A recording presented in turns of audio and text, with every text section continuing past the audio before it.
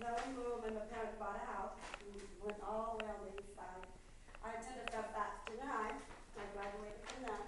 I went on to Foothill. Graduated from there in 1970. I graduated in 1980. Then I went on and I started working right after high school. I didn't go to school. I just felt like really didn't want to do it. But I did work in the field with my parents. That's what they told me I had to do if I didn't go to work and to school. So I worked in the field for a while. Then I got my job. I worked at retail all the time. I met my boyfriend through friends, and which was my husband later on. But I had my first son when I was 19. His name was Anthony. When I got pregnant, we didn't get married right away. I just stayed home with my parents. I stayed home, and then 5 years later, we were still together. I got pregnant again with my second son, who is 19 now. My first son's 24 now. That's when my mom said, that's it. You either marry him, he becomes a man and a father, or you're going to have to forget the whole relationship. So we decided to get married. We got married, got our own apartment. He worked, I stayed home and raised my two boys. Then after that,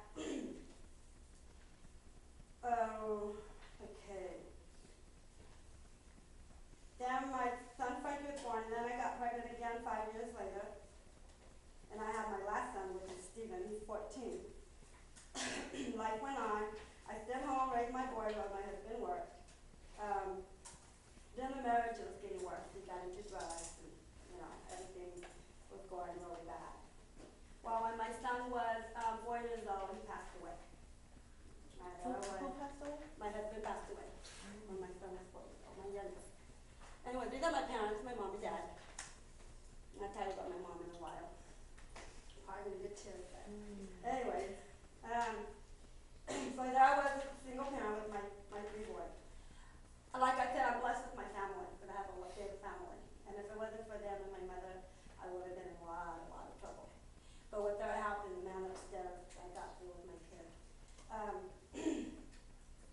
And I knew I was going to make it because back then I was still a Christian, and I raised my kids in that environment. So I knew I had a lot to deal with, but I knew God was my strength, and I knew that I had to go on. I got a job with TAP. I don't know if you guys are migrant thing. I love that job. Oh my God, it was just so awesome. I used to go at 4:30 in the morning and get out at 1. So we would go pick up the children because the parents were working the field, so we had to be on the bus at 4:30 to pick up all these kids that parents were going to work. I love that job. Yeah. They would bring the watermelon, everything. And that's what I like. They were really nice people. I mean, that was the best job I had. A few years later, my mother passed away. And that was the most devastating thing in my life. I mean, I thought I was never going to go on in life. But I was still with my mom. When I got married, before we went into my apartment, I was still with my mom and dad. And my kids were the only kids that grew up with their grandparents. So my sons took it really, really bad. I mean, I knew I had to be strong for them, and it was horrible. And what I want to tell you about her is that she died of, blood sugar, diabetes. My mom used to cook every Sunday. She had a brunch every day. Every Sunday after church, the whole family would go over there. She had everything with tortillas, from eggs, and noodles, everything. That's good. She was in the hospital. She was in a coma. And every night, my sister, my brothers would stay with her.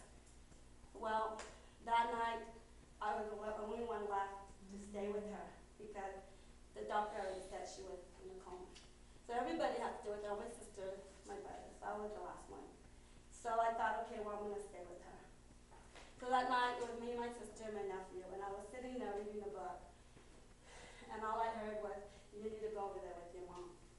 And I'm like, oh, what are you talking about? Because I need you to go over there with your mom. So I put my book down, and I went over there, and I picked up my mom, and I was singing that song, You Are Sunshine, I'm Sunshine. Anyway, not 5 minutes later, she took her last breath. And the thing about that was so important to me was that she knew that I was the last one to be with her. And that was the most devastating thing. It was a blessing too, because we got to see knowing that she was going to be gone, you know. And it was hard. That was really hard for me. And I knew I had to be strong. After my husband died, a few weeks later, I lost my mom, and I knew I had to be strong, and that's what I did. Anyway, my mother was my world to me. I mean, I could say the woman I am today is because of my mother.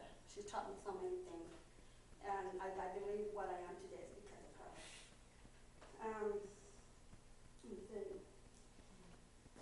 Like I said, I already told her. My mother and my father have right now 23 grandchildren and 24 great-grandchildren. So I did the whole thing. So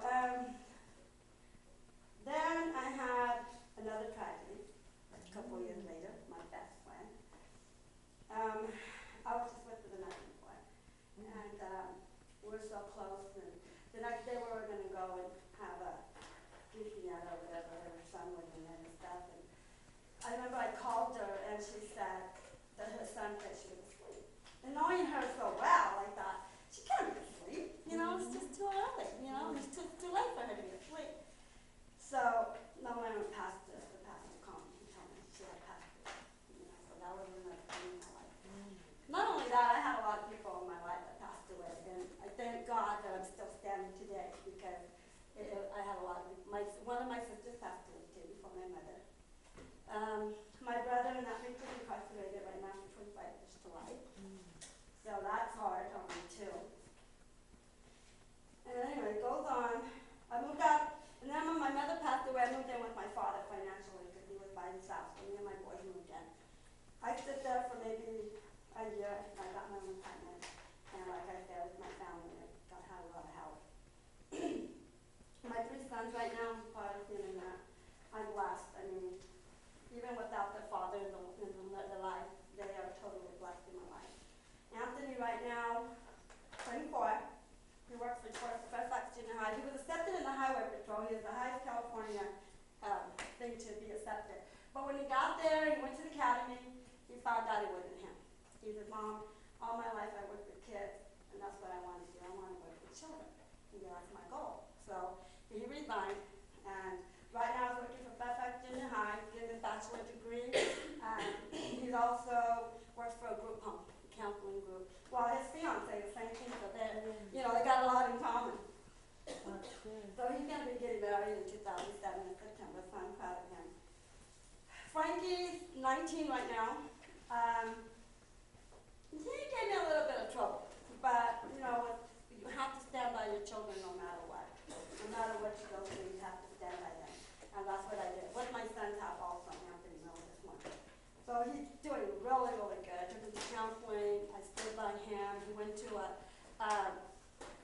juvenile hall. There's a program called STOP. I don't know if it's a good program. I recommend it if anybody has a problem with their kid.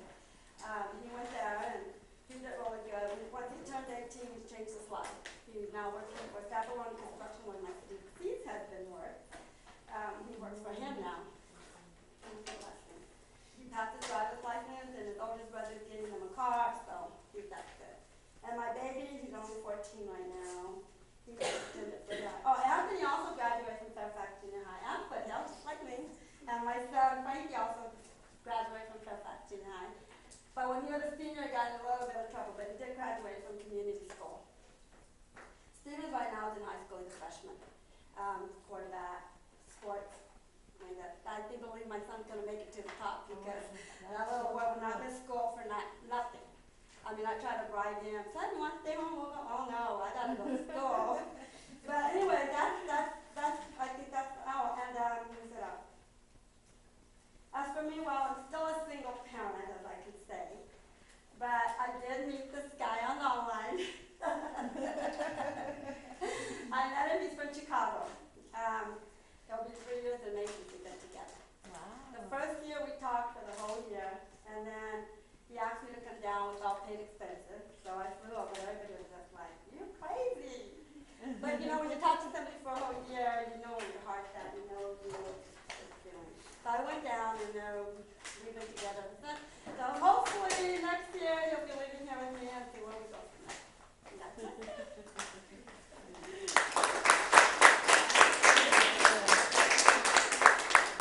That was nice. Thank you. I wanna see the pictures when they come down this way. Huh? I'm sorry? Oh, is she right here? I think she's the one here. She works with one of my nieces. Oh, your socialization report? Yeah, you can do yours, but Viraj is gonna do his, next. Viraj, go ahead. And then you're gonna do yours and then you. Oh, were you gonna do it before? She works